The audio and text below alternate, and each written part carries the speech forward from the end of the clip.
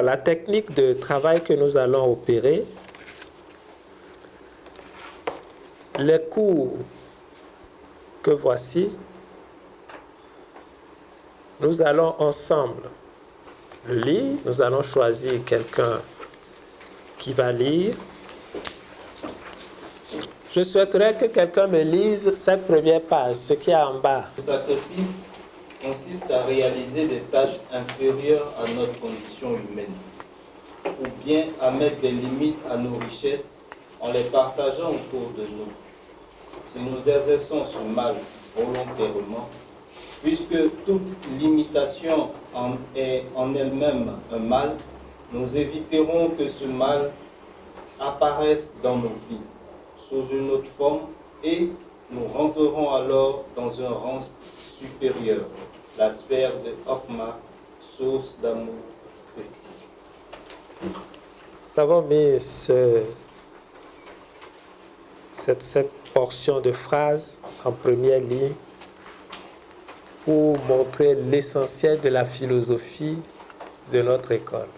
Et notre devise est humilité et amour en toutes circonstances. Le sacrifice est la clé de tout progrès. Si vous êtes dans votre famille et que c'est à vous que tout le monde vient tendre la main, il y a une dame qui était venue me consulter.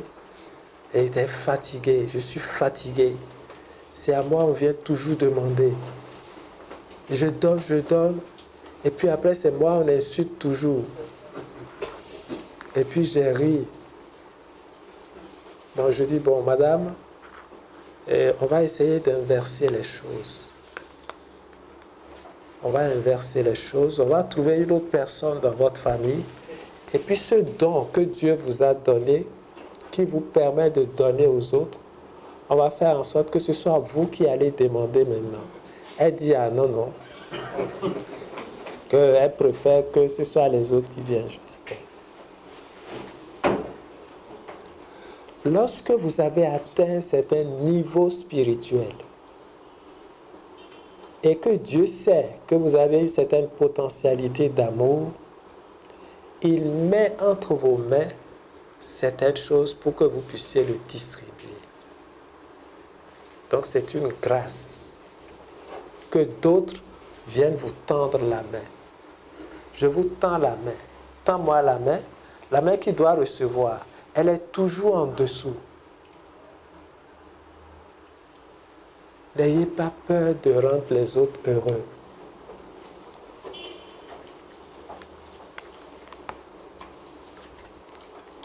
Quand ils sont heureux, sachez que vous venez de produire de la lumière, vous venez de produire de la joie.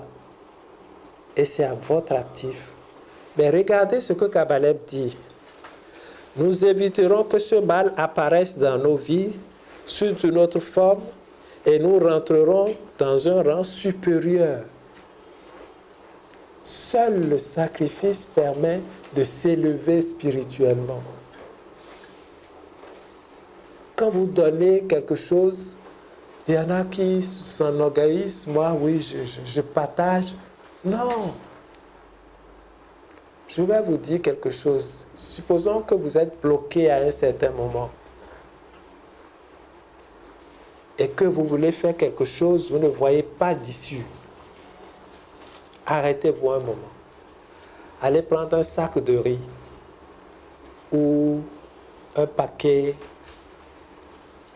de sucre selon vos moyens. Un sac de riz, allez offrir ça dans une pouponnière. Les enfants vont manger. Votre problème va se débloquer. Dites-moi pourquoi.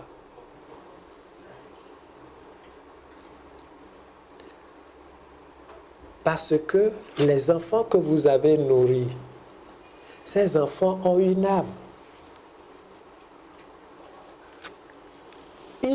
Ces âmes-là, dans le monde invisible, verront vos blocages. Et c'est les âmes de ces enfants qui vont débloquer la situation à votre insu. Faites l'expérience. Ça marche 100%. Faites l'expérience, vous allez voir. Ça marche. Alors, prenons l'exemple d'un homme politique. Parce que ici, l'apanage des hommes politiques, oui, on veut me tuer, on veut faire ci, donc ils vont signer des pactes. On leur met des choses là, ils vont en mettre ici, il y en a sous les reins, sous leur siège, on met des crânes, ils s'asseyent dessus pour qu'ils ne puissent pas partir. Ils ont besoin de faire tout ça pour servir leurs frères.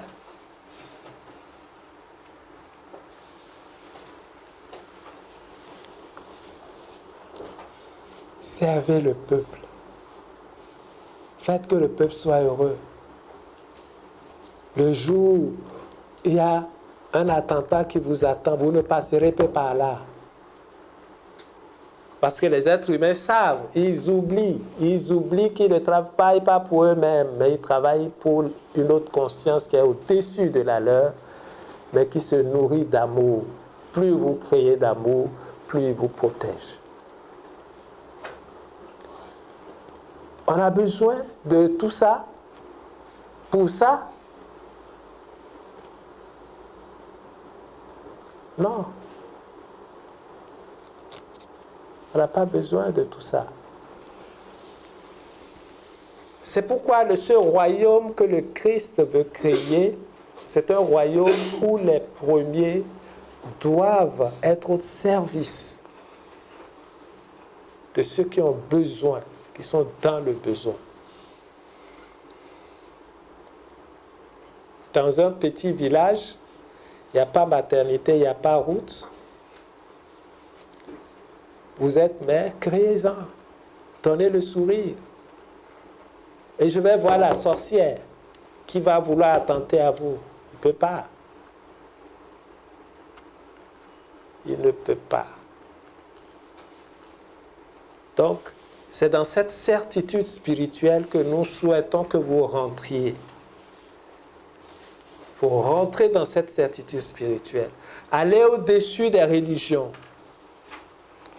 La fraternité d'espérance chrétienne fonctionne sur le principe du Père, du Fils et du Saint-Esprit, et très souvent, eux aussi ne comprennent même pas ce que ça veut dire.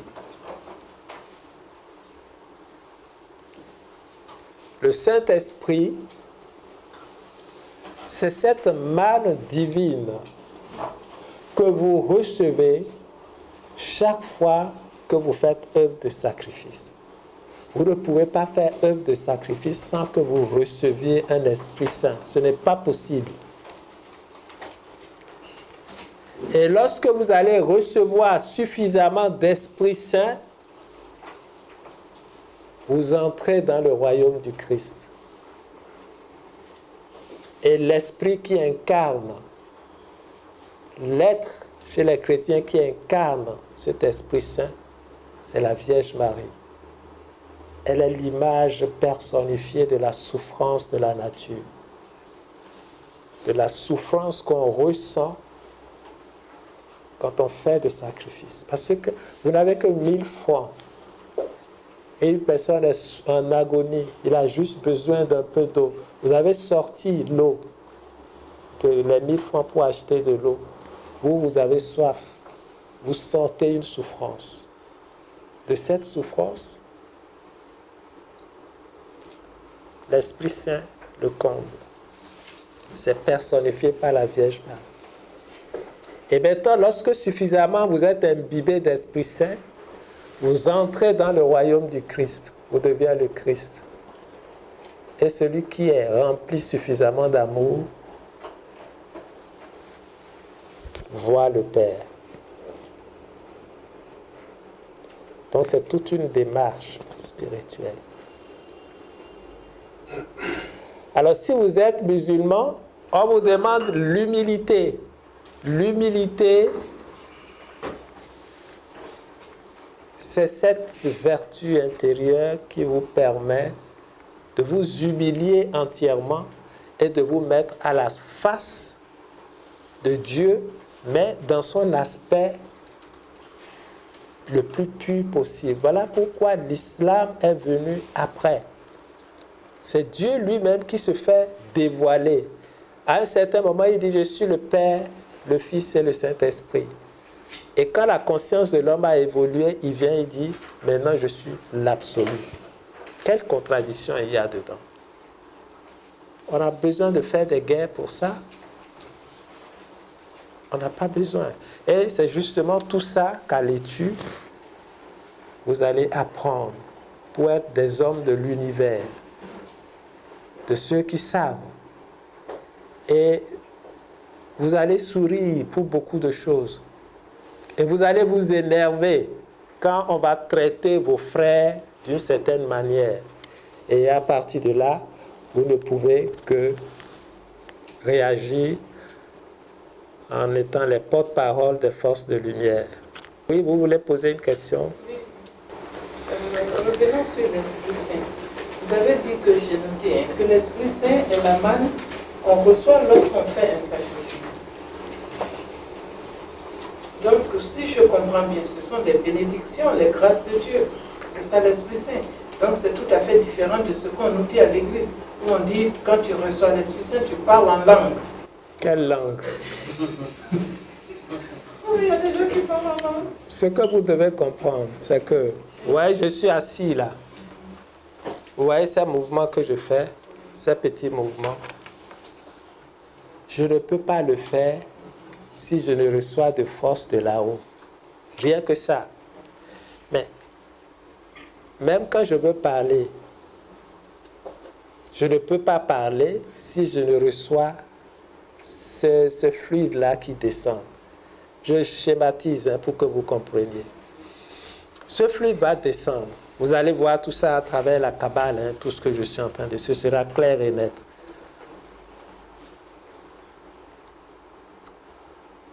Bonjour, imbécile. Mais l'énergie qui m'a permis de dire bonjour et imbécile est de même source. Mais c'est moi qui l'ai désorienté ou orienté. Est-ce que vous voyez? Quand je dis bonjour, cette énergie peut être utilisée comme ça. Quand je dis imbécile, cette énergie peut être orientée comme ça. Vous avez compris? Et comme ça, les gens créent eux-mêmes leur diable. Et comme ça, ils créent toujours eux-mêmes leur Christ. Nous sommes divins. Maintenant, le fluide, là. Excusez-moi, je veux comprendre. Le fluide, c'est l'énergie, c'est ça? Quand vous dites fluide, là, c'est quoi? Le fluide, c'est cette énergie. Vous avez fait comme ça, non? Oui. Voilà, vous avez fait comme ça. Cette force qui vous a permis de faire comme ça, là, d'où ça vient? De Dieu. C'est ça. Ah, c'est ça le fluide. Merci beaucoup. L'être humain ne peut rien faire s'il ne reçoit de l'énergie de là-haut. Mais l'orientation qu'il donnera à cette énergie, c'est à lui de le gérer. Tu crées ton diable avec, ou tu crées ton Dieu avec. C'est à ce titre que je vais vous dire, je parle de la fraternité d'espérance.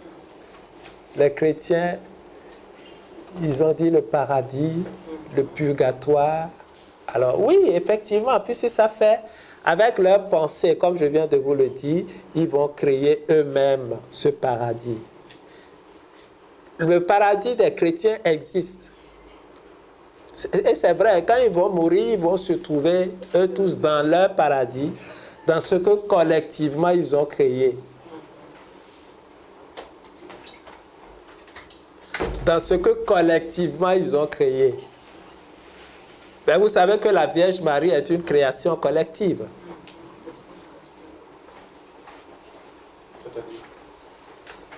La Vierge Marie, c'est une création collective. oui. Vous allez voir ça dans les cours. Oui, la Vierge Marie a existé. Mais il y a une autre Vierge Marie qui a été créée par l'imagination collective. Et celle-là, elle existe aussi. Elle existe aussi. Je vous dis ça pour que vous preniez conscience de ce qu'est l'être humain. Et c'est là la notion de la liberté. Parlez toujours positivement en créant votre Christ, votre Dieu. Utilisez positivement tout ce que vous recevez de là-haut pour alimenter votre univers que vous êtes en train de créer. Cet univers-là, ce sera très bien détaillé dans nos cours. Et ce soir, c'est une phase d'introduction. Je vais vous dire, bon, comme aujourd'hui c'est la généralité, des choses très simples. Quand vous êtes au milieu de vos amis ou bien dans un village, vous avez une âme qui est venue dans votre corps avec un certain degré de pureté. Et vous venez dans ce village-là, vous avez commencé à faire des choses qui font de telle sorte que l'âme qu'il y a dans votre corps sent que ce que vous faites est en train de le souiller. Mais elle peut décider de plier bagage et de partir. Parce que le vrai propriétaire de notre corps, c'est notre âme. C'est cette âme qui sait ce qu'elle est venue chercher sur terre. D'abord, on vient d'abord pour explorer, pour apprendre et pour payer ses dettes. Mais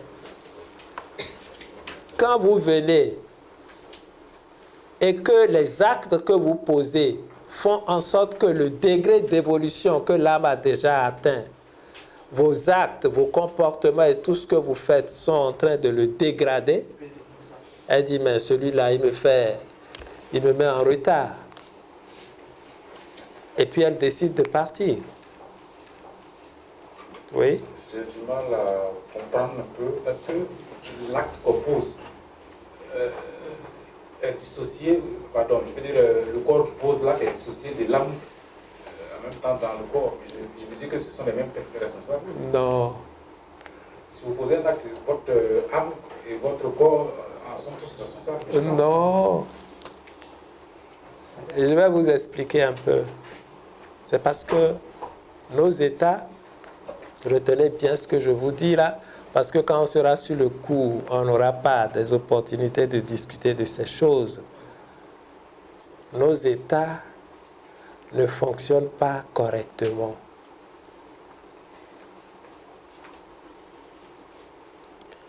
Prenez l'Angleterre. La reine règne. Est-ce que c'est la reine qui gouverne? Le schéma de gouvernance de l'Angleterre est basé sur un schéma cosmique. Et l'être humain fonctionne comme ça. Votre âme règne, mais ne gouverne pas. Ce qui règne, c'est la conscience de votre corps, qu'on appelle l'ego, qui a ses besoins. Elle a besoin de manger, de sexualiser, d'être à l'aise, d'être dans de bonnes ambiances. Ça n'a rien à voir avec l'âme. L'âme est là, observe. Et capte la plupart de vos expériences à travers vos 5 organes de sens. Les yeux, les oreilles, la bouche, ce que vous sentez. C'est à travers ça que votre âme se nourrit. Alors, comment nourrissez-vous votre âme? Quand vous regardez à la télé des scènes d'horreur et d'ordure, vous nourrissez votre âme avec ce que vous regardez, avec ce que vous dites, avec ce que vous entendez. On ne dit pas que les yeux sont les fenêtres de l'âme. Sur quoi vos yeux se posent?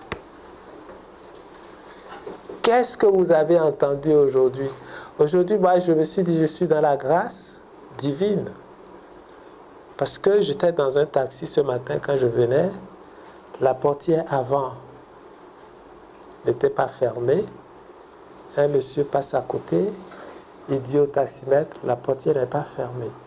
Je dis, ah, je suis protégé. Ça, c'est bien ça. Parce que tout ce que les gens vous disent autour, c'est Dieu qui vous parle. Si vous sortez de chez vous un jour et que votre portière est ouverte, que vous n'avez pas trouvé quelqu'un pour vous dire attention.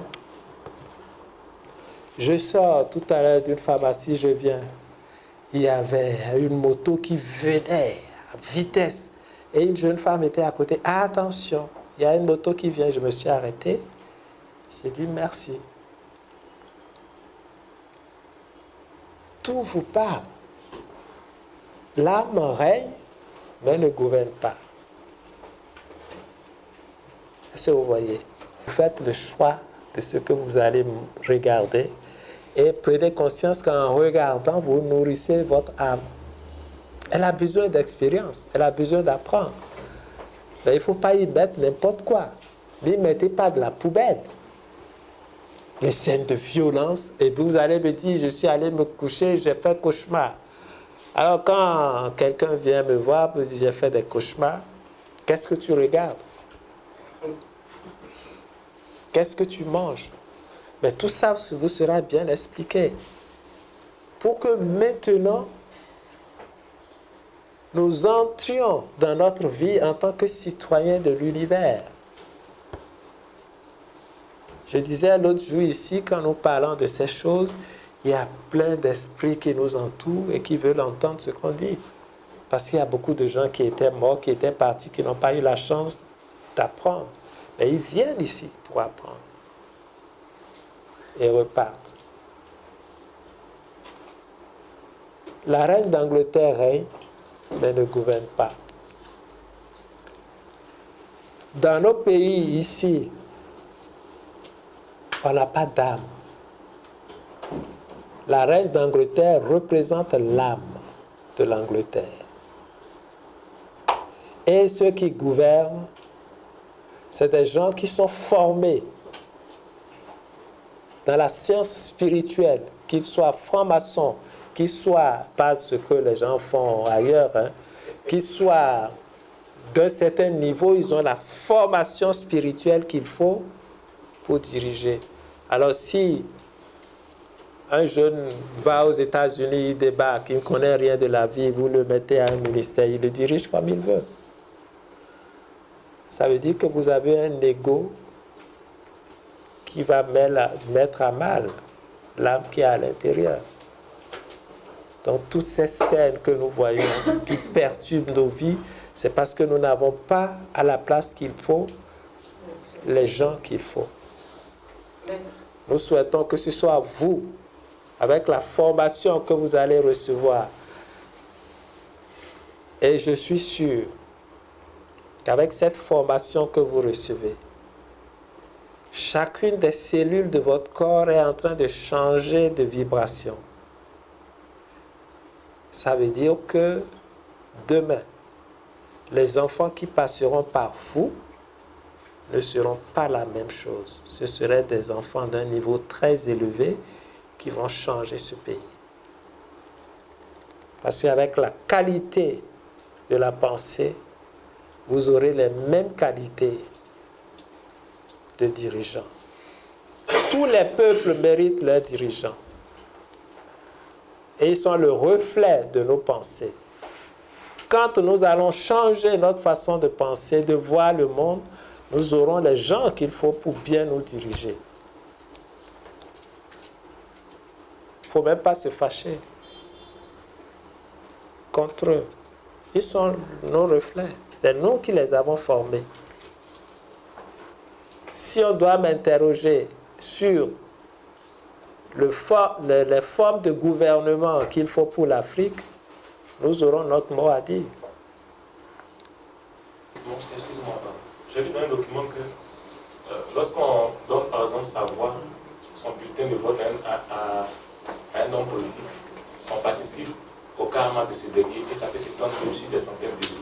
C'est-à-dire que si par exemple cet homme politique a fait des coups d'État ou a commis des meurtres, des atrocités, dans notre bulletin de vote, on partage le karma de ce être-là. Donc, comment est-ce qu'on peut faire, puisque ce sont ces hommes politiques-là qui sont censés nous conduire? Comment faire alors pour ne pas partager le karma de ces hommes politiques, mais en même temps être aussi en harmonie avec la société dans laquelle nous sommes? Ah ben, il n'y a rien à faire, vous allez partager.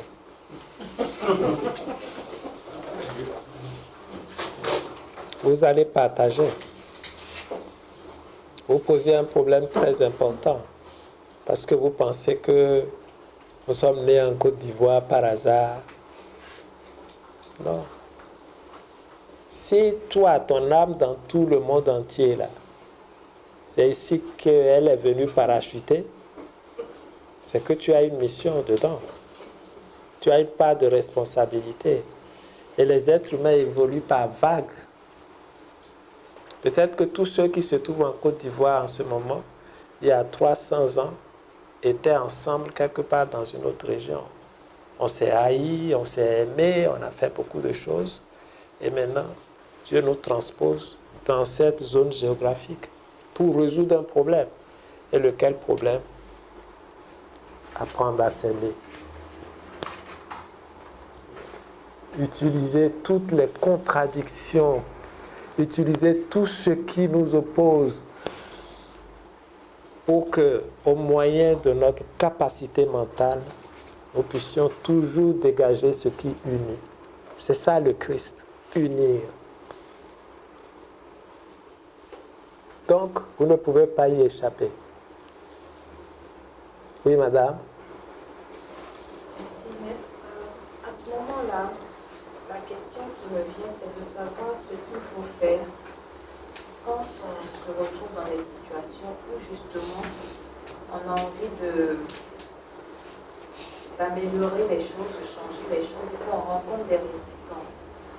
Ça veut dire que les personnes même pour lesquelles on a envie de faire des choses bien positives sont celles qui s'opposent, qui vous empêchent d'aller au bout de votre projet. Qu'est-ce qui explique ça? Qu'est-ce qu'il faut faire? Ça vous montre la distance qui vous sépare de l'objectif ultime. L'objectif ultime, c'est d'arriver à convaincre cette personne, à l'amener à voir les choses comme vous. Il n'y a pas de hasard. Le plus important, c'est ce que vous pensez. C'est votre état d'âme. Mais vous voulez aider quelqu'un, vous voulez lui expliquer quelque chose, la personne ne comprend pas. Soyez zen. Soyez zen. Ce qui va vous faire souffrir, c'est votre désir de vouloir comprendre, qu'il comprenne quoi coûte que coûte ce que vous voulez lui dire. Et là, dans ce désir, c'est votre ego qui intervient. Laissez-le. C'est pour ça qu'on dit que le temps est l'autre nom de Dieu.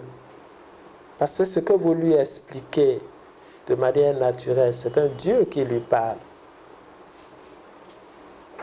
Il est libre de l'accepter ou de ne pas l'accepter.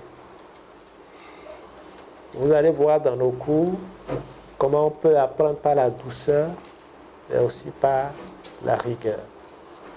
Si l'âme règne et qu'elle ne gouverne pas, c'est le corps physique qui gouverne alors. Oui. Donc c'est là qu'intervient le libre arbitre Oui. dans les actes que nous faisons.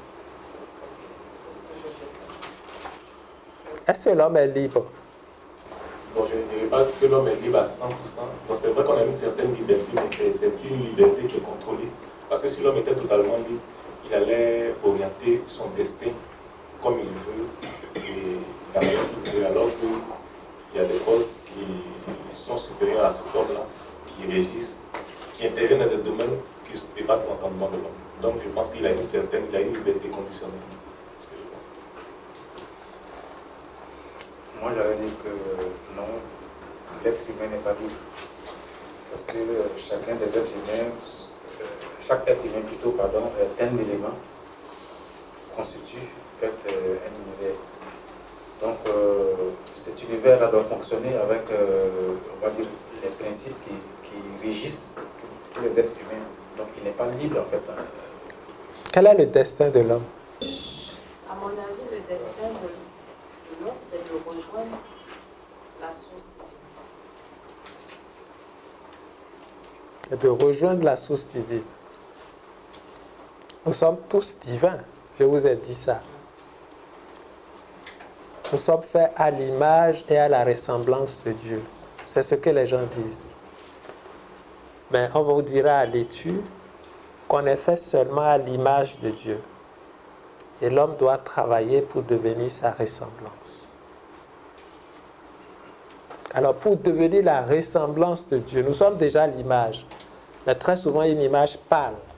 Dieu nous regarde, il ne se reconnaît même pas. Qu'est-ce que Dieu va faire pour se reconnaître? Voilà le divin qui est assis. Dieu le regarde. Il dit, je ne me reconnais pas. Et donc son travail, c'est de faire en sorte que la ressemblance soit évidente. Où est la liberté là? Évidemment, on est libre. Hein? Bon, regardez. Voilà l'objectif à atteindre. Je vous ai dit tout à l'heure, parce que je dis, parce que je fais, parce que je professe, je suis comme ça ou je suis comme ça. Pour atteindre ce Dieu, supposons que je suis dans une voiture, je veux l'atteindre. La seule possibilité que j'ai, il y a deux possibilités, soit je retarde ou j'avance. Justement, l'étude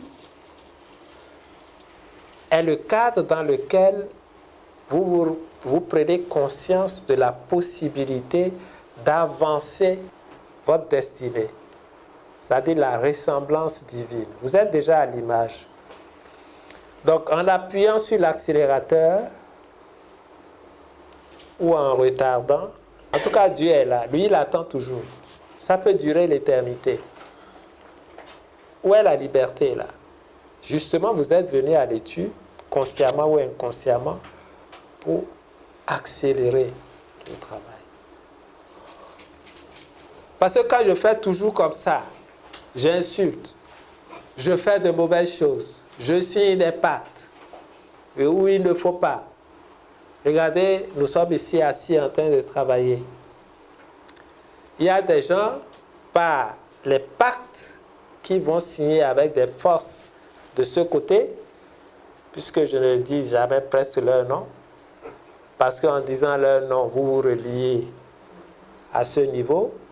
Pourquoi quand je vois certaines personnes dire, appeler leur nom, sors de ce corps, fais ceci, mais ils sont reliés là-bas. Et ils se polluent. Tout ce que tu dis qui a un rapport avec cet univers t'imbibe et te souille. Il faut dématérialiser l'homme, c'est en ce moment qu'il faut le cristallise. Donc il faut œuvrer de telle sorte que nous accélérions.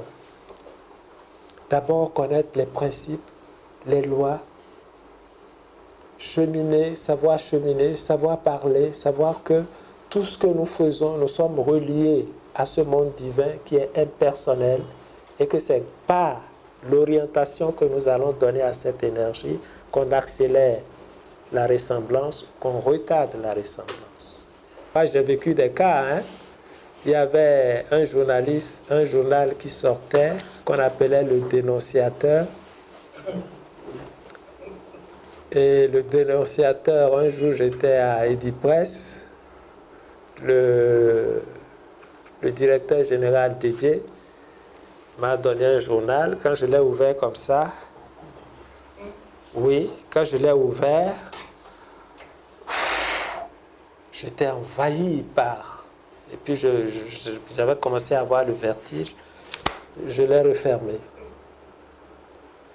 Et je lui ai dit, mais le dénonciateur, est-ce que tu peux essayer de dire un peu de bonnes choses, aller parler beaucoup du Christ, de l'amour, de ce qu'on doit faire, et puis parler aussi un peu du monde que tu... Parce que tout le journal, c'est des histoires lugubres. Et en le lisant, ne riez pas, en lisant une histoire lugubre, vous êtes plongé dans ce monde. Et votre corps se souille. Votre âme se nourrit de ces ordures. Et des milliers de personnes lisent ce journal. Donc les cauchemars qu'ils vont avoir la nuit viennent de ce qu'ils ont lu. C'est de l'inconscience spirituelle. Moi, je le lui ai dit. Et comme il ne réagissait pas, je lui ai dit, si tu ne changes pas, je donne 2 mois à ton journal pour disparaître.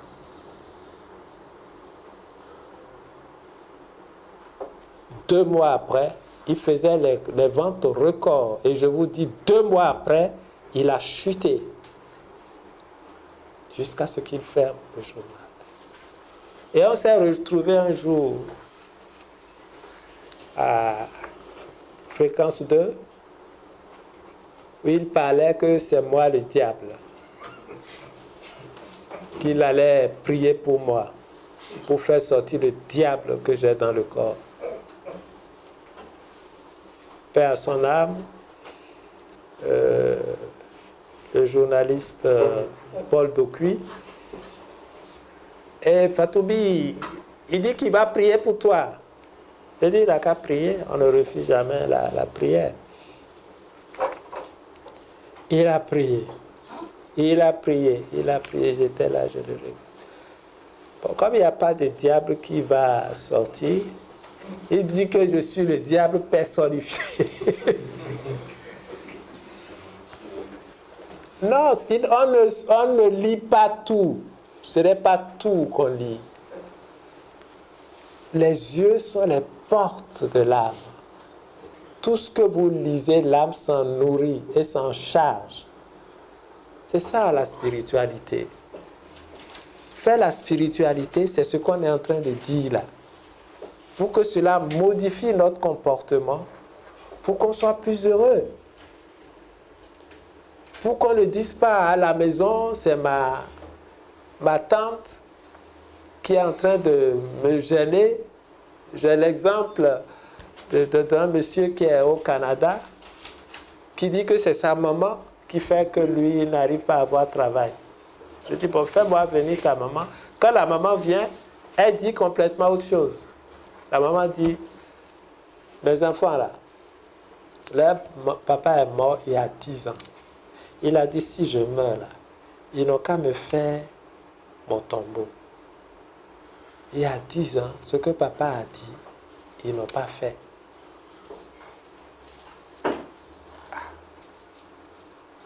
Votre Père, c'est votre soleil. C'est votre soleil. Sans lui, est-ce que vous savez qu'il y a des milliards et des milliards d'âmes qui sont là-haut, qui n'arrivent pas à venir sur terre? Quand quelqu'un vous donne l'opportunité de venir, et ce n'est que sur terre qu'on évolue en conscience. C'est parce que nous vivons sur terre que nous sommes plus importants que les anges. Les anges n'ont pas vécu nos expériences. Ils ne savent pas ce que c'est que la douleur. Donc c'est une chance que nos parents nous donnent. Vous, vous êtes l'arbre. Votre père, c'est le soleil qui est en haut. Et la mère, c'est la terre. Si la terre est fâchée, La sève qui monte, c'est comme de l'acide. Et l'âme meurt. Si votre Père ne vous éclaire pas de sa lumière, l'âme devient chétive. C'est pour ça que Dieu a dit, tu honoreras ton père et ta mère. Point. Il n'y a pas de condition. Si ton père t'a fait quelque chose de mal, laisse Dieu régler ça avec lui. Toi, tu dois faire le devoir de l'enfant. Il est parti, pourtant on dit les morts ne sont pas morts. Mais c'est normal qu'il cherche du boulot qu'il ne trouve pas. Il va évoluer comment? Mais il dit c'est sa mère. Si ce n'est pas sa mère, c'est ta tante.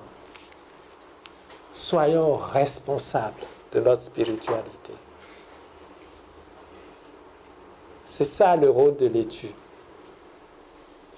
L'étude va vous amener à cet épanouissement intérieur, à une vision éclairée de la vie.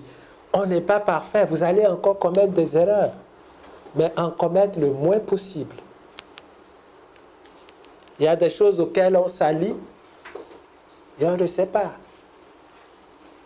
On commet des fautes parce qu'on ne sait pas. Alors là, l'étude va éclairer tout ça pour que chacun sache que l'ultime destinée, ce que le Christ nous est en train de nous dire, c'est d'être le facteur d'union, celui qui œuvre pour que tout s'unisse. Œuvrez dans votre famille, malgré toutes les contradictions qui vous séparent. Trouvez des motifs internes pour créer l'unité. Vous allez être insulté. Vous allez être caricaturé. Mais c'est ça la croix. C'est ça la croix. Mais il y a des gens, comme j'ai vu sur les réseaux sociaux, il y en a beaucoup maintenant, hein, et ils ont pris leur croix. Il y a un qui a dit, ah, c'est trop lourd. Je ne sais pas si vous avez vu ça. Quand je l'ai vu, j'ai rigolé, j'ai ri, mais j'ai dit, mais c'est vrai. Oh, c'est trop lourd, mon Dieu, c'est trop lourd. Donc, il a coupé un peu en bas. Il a pris, il est encore parti, il a vu, c'est trop lourd. Il a encore coupé. Les autres étaient en train de se peiner, ils allaient. Alors, qu'est-ce qui s'est passé?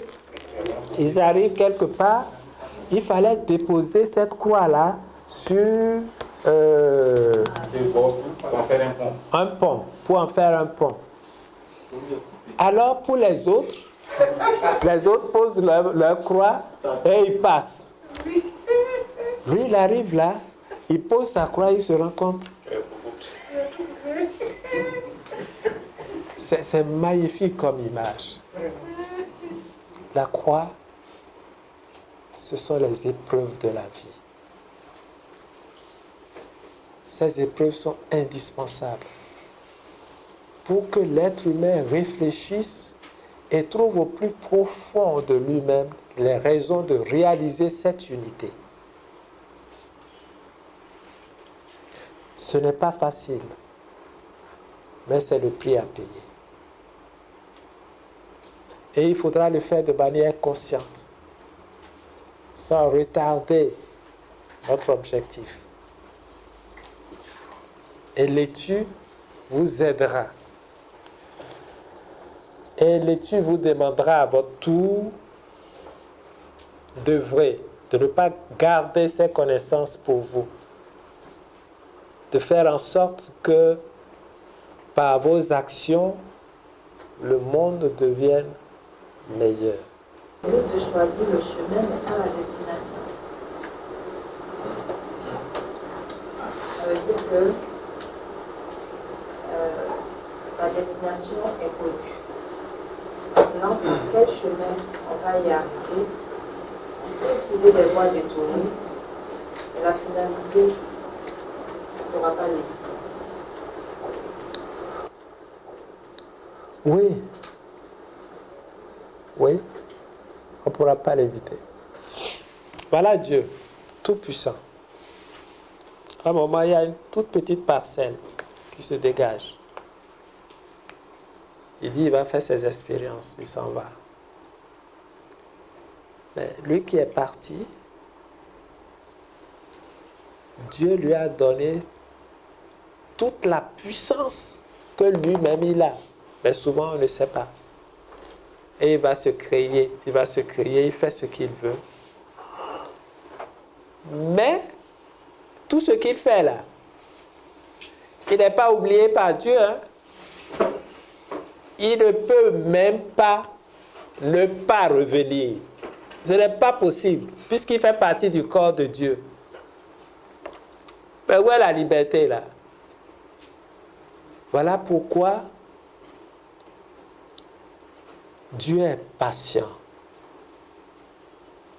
Mais je vais vous dire ceci. Par cette inconscience, il y a des gens qui se condamnent. Vous voyez, nous sommes assis ici.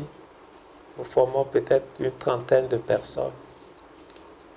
Plaise à Dieu que nous formions ensemble une même fraternité d'espérance, de retour au Père.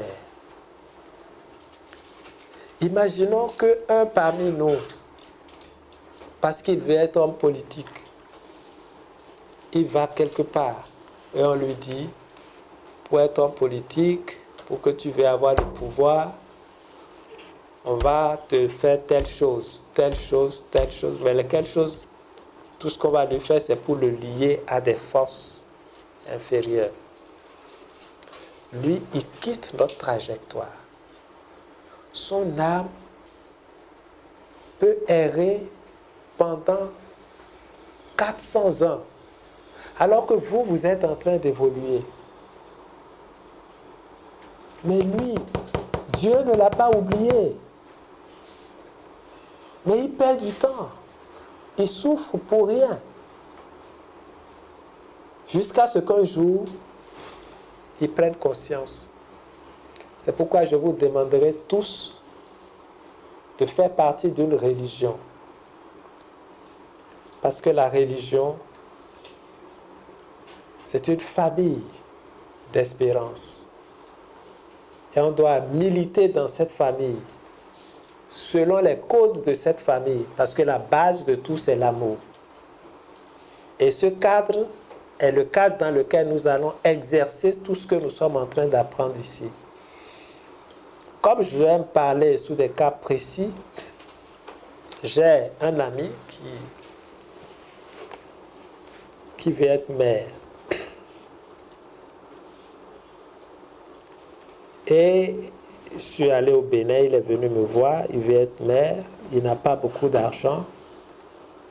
Il a parlé à ses aînés. Quand il leur parlait, la personne qui doit venir le voir le soir n'a rien dit, puisqu'il y a beaucoup de gens là. Le soir, il est venu le voir, il dit,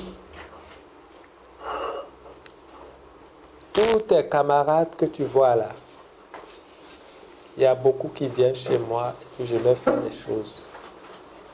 Parce que tu ne peux pas faire la politique si tu n'as pas l'argent. Donc, je vais te faire la chose. Et puis, la nuit, chaque fois qu'il sera 3 heures du matin, ce que je vous dis là, je l'ai répété plusieurs fois à la télé. C'est réel, hein? C'est pas...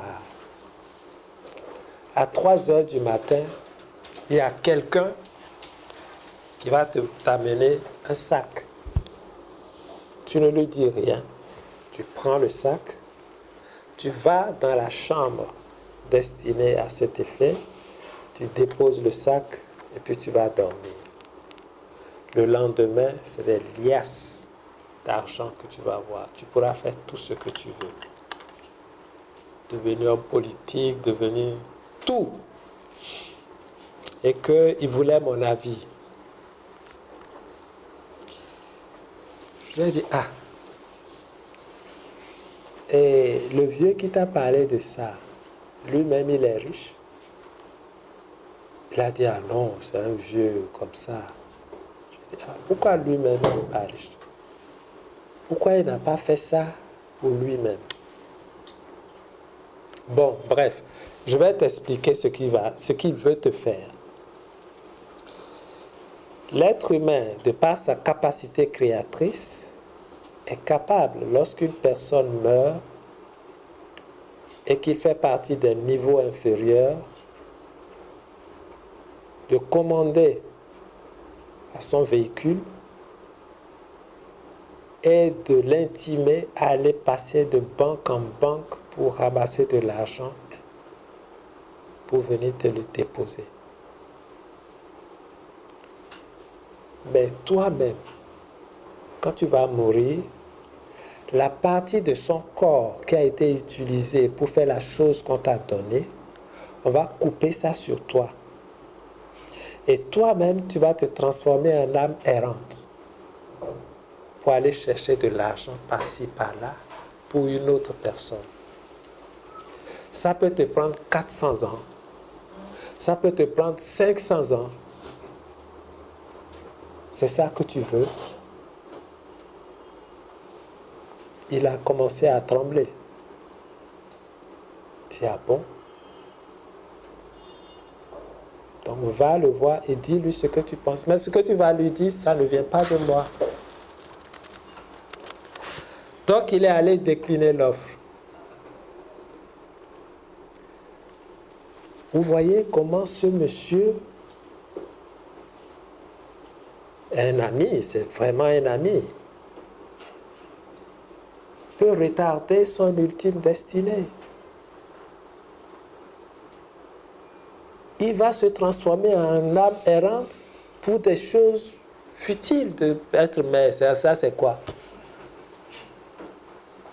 Est-ce que tu as besoin d'aller te salir, souiller ton âme, t'enterrer pour être mère? J'ai un autre ami qui fait des choses de ce genre. Je dis, mais quand tu vas partir un jour et que tu seras de l'autre côté, mais c'est trop de souffrance pour ton âme. Il me dit, oh, écoute, quand je serai de l'autre côté, il n'y a personne pour voir. Hein.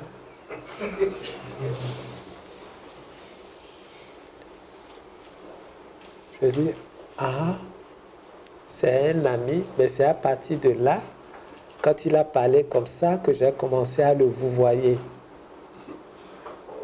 Parce que avec un tel niveau d'inconscience, on ne peut plus dire tu et toi. Et quand je lui dis vous, il est content. Depuis ce jour, je lui dis vous. Alors c'est ça. Ce sont toutes ces choses que l'étude va vous apprendre pour voir comment ça fonctionne et pour que vous puissiez être les magiciens de votre vie. Devenez les magiciens de votre vie. Et chaque jour, c'est de la magie pour nous. La magie. La nature vous parlera. Les hommes vous aimeront. Ils vont vous prouver aussi de la haine. Mais vous répondrez toujours par amour. Parce que vous savez où vous allez. C'est ça la spiritualité. La spiritualité, ce n'est pas pour dominer l'autre. C'est pour le comprendre et l'aimer. C'est pour vivre ensemble dans une certaine espérance d'un monde meilleur. Ce n'est pas pour dire c'est moi le meilleur. C'est pour dire soyons meilleurs ensemble. C'est compliqué ça. Et ne rentrons pas, puisqu'il s'agit d'une introduction, dans cette inconscience de personnes qui pensent que l'Afrique étant le berceau de l'humanité, que nous sommes les meilleurs, qu'on a été meilleurs il y a 2400 000 ans avant Jésus-Christ, que nous sommes les plus intelligents. Où on est intelligent là? Intelligence sans cohérence, sans amour. n'a pas de valeur. Il faut leur dire que tout rentre dans le plan divin. Dieu a un plan pour l'humanité. À des périodes, il déplace les consciences d'un endroit à un autre. L'Égypte a été le berceau de l'humanité. Les hommes qui ont vécu en cet endroit, aujourd'hui, ne sont plus en Égypte. Ces âmes ont migré ailleurs. D'autres sont aux États-Unis. C'est les intelligences brillantes actuelles que nous sommes en train de voir. Nous qui sommes africains ici, là, je l'ai dit la dernière fois à une séance de cours, peut-être nous sommes tous les anciens négriers. Alors il faut qu'on rentre dans la peau noire pour expérimenter ce que c'est que d'être noir et d'être humilié. Puisque vous avez humilié les gens avant. Alors qu'on arrête. Tout doit rentrer dans le plan divin. Qu'est-ce que Dieu veut pour l'humanité? C'est ça le vrai problème. Oui? Je voulais poser une question. Sur le fait que, sur l'histoire que vous avez contée tout à l'heure, alors si quelqu'un a pratiqué ces choses qui ne sont pas bonnes, comme signer des pactes parce qu'il est un homme politique, ou encore il a pratiqué des actes qui ne sont pas bien,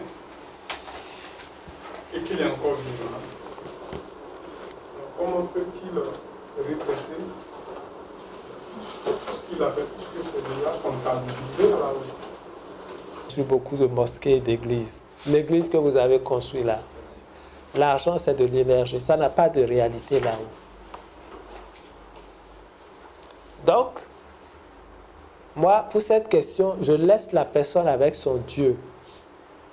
Il faut qu'il regrette d'abord et qu'il arrête d'utiliser cet argent. Dès qu'il le sait, il faut qu'il arrête. S'il arrête, ce qui est sûr, dans les mois qui suivent, il va mourir. Oui.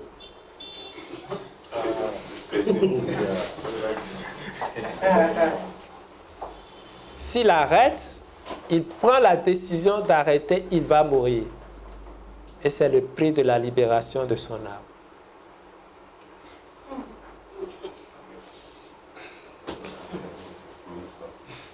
Vous avez compris? Il va mourir et grâce au remords qu'il a eu, des êtres de lumière vont le repêcher. Mais s'il a peur, parce qu'au moment où Dieu a créé l'amour, il a en même temps créé la peur. Lequel va l'emporter? Lorsque l'amour de Dieu l'emporte sur la peur de mourir, vous avez la vie. Et il y a de petits pactes que les gens signent. Quand vous avez l'outrecuidance pour occuper une situation et que vous allez enterrer les bœufs vivants, les moutons vivants pour extraire la quintessence qu'il y a dedans pour réaliser vos objectifs, cela entraîne les morts violentes. Parce que lorsque vous avez affaire à un animal, ce n'est pas à cet animal que vous avez affaire, mais à ce qu'on appelle l'âme groupe de l'animal. C'est-à-dire, si vous lésez un chien, vous maltraitez un chien, ce n'est pas le chien que vous maltraitez, mais l'âme groupe, l'ensemble de l'âme groupe des chiens. Alors,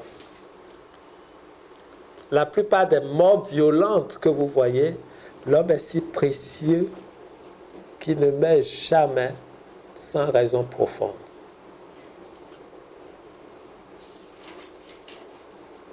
Posons des actes qui ennoblissent la vie.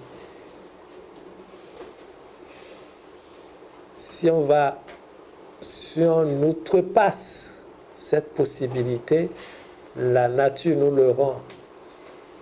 Et le monde est conçu selon des lois qu'elle ne saurait violer elle-même.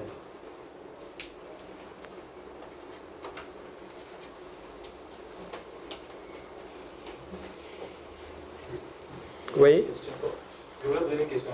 Par exemple, vous avez parlé du fait du mal à un animal. Bon, il y a eu les fêtes, les gens tuent les petits, les porcs. Bon, si tu veux manger un porc ou bien c'est un peu comme on tue les peu. C'est pas aller contre ton but, l'écologie, c'est peut-être l'assommer, balayer ses pieds, puis qu'il va attraper un processus extrême de violence.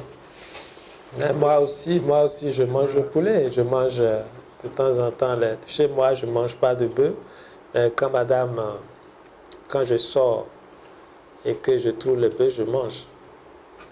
Et quand madame achète, parfois moi-même j'achète et puis je mange. Mais c'est souvent rare. Ça veut dire quoi? L'être humain peut manger l'animal. C'est même dans la Bible. Il peut les manger.